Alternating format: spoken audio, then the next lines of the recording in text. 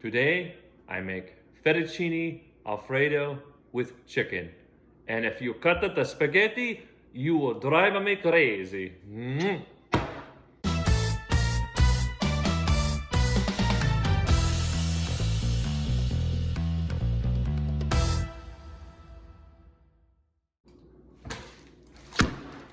First things first, we're gonna thaw out our chicken and then we're gonna season it and we're gonna fry it up a little bit and add some herbs and spices.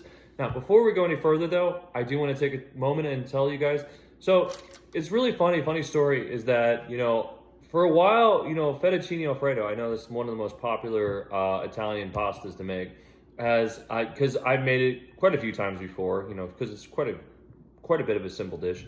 But, I really never liked the results of it. And I feel like it was always a little too flavorful, too heavy, too much bulky in flavor and such like that. But then I found out I was actually making it wrong the whole time. Because, authentic Italian pasta, especially for this one, fettuccine Alfredo, is actually quite simple. All you really need for the sauce is 3 ingredients. You need the pasta water, and you need butter, and then a good Parmesan. That's it. You don't need that cream and that garlic. So that's why, and I finally figured out why it came out not as good as I wanted it to be. So let's get to it. All right, so now that I've given my chicken some time to thaw out, I went ahead and also seasoned it with some salt, pepper, and oregano. And I also went and got a pan, added 2 tablespoons of butter, and added some olive oil to it. Now we're about to add our chicken to the pan. All right, while our chicken is cooking, we're also gonna start on our pasta. We already got our pasta water started going and starting to come to a boil. And the key to speed up that process is to add salt until it looks like Christmas in there. All right, now we're gonna go ahead and add our fettuccine. Boom. All right, so now that our chicken is done, we're gonna remove all that, and then we're gonna clean out this pan for a little bit, get all the residue and all the grease out, and we're gonna start on our fettuccine Alfredo pasta sauce.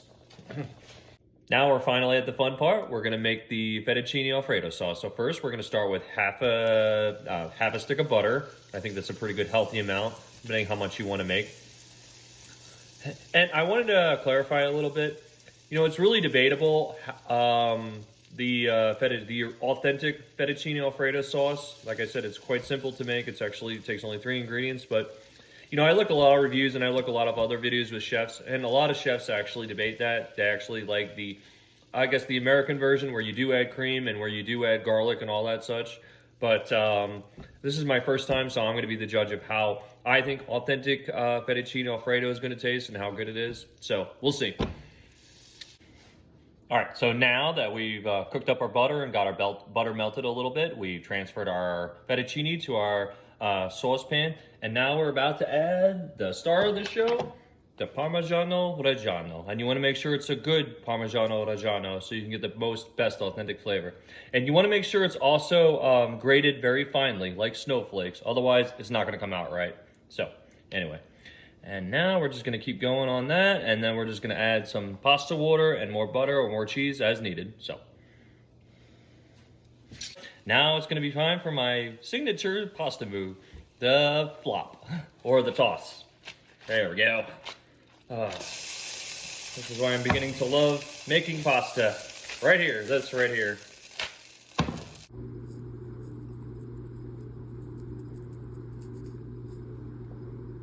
And the taste test. That is just all kinds of insanely deliciousness. So you got that fettuccine Alfredo sauce. It's rich, it's creamy, not too rich. And it's just got that perfect amount of cheesy Parmesan-y and that buttery flavor. I know for a fact now, I am never making fettuccine Alfredo any other way other than the authentic way. This is always gonna be, in my heart, a 5 stars forever.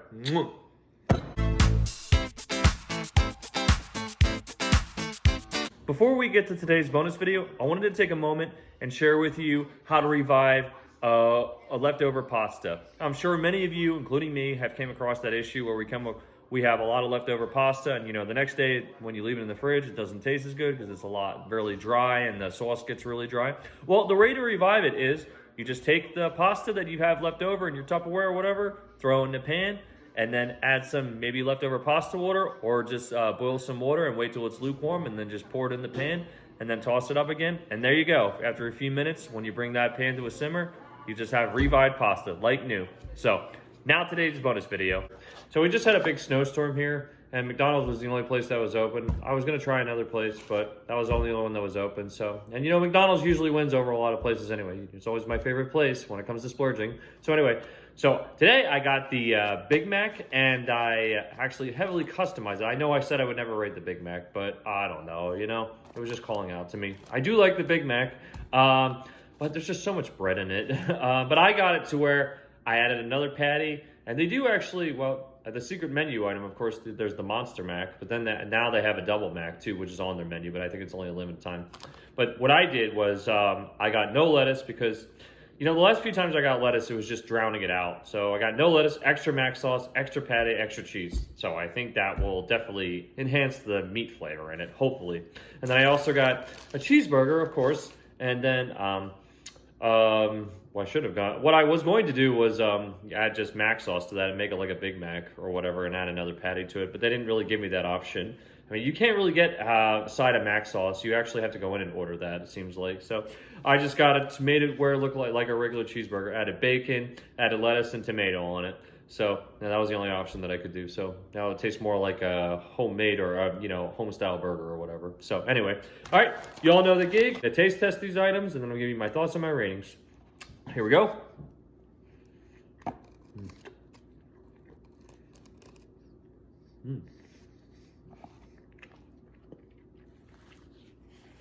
Oh, I can taste more of the meat, a little bit. Taste more of the mac sauce. Just a little bit. Now I kind of miss the lettuce, actually. It's just, there's never really enough. You ask for too little lettuce, they don't put enough on. If you ask for too much, if you ask for extra lettuce, they definitely put a lot on. Or even when you ask for extra lettuce. So, all right, on to the cheeseburger.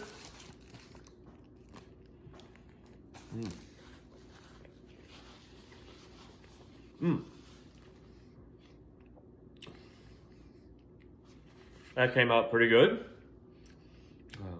Mayonnaise, mustard, and no ketchup. Perfect amount of mayonnaise, perfect amount of lettuce, perfect amount of bacon. Adds to the flavor of the burger. Well, I guess honestly, overall, I'm a little disappointed with the Big Mac. There's just so much bread in that.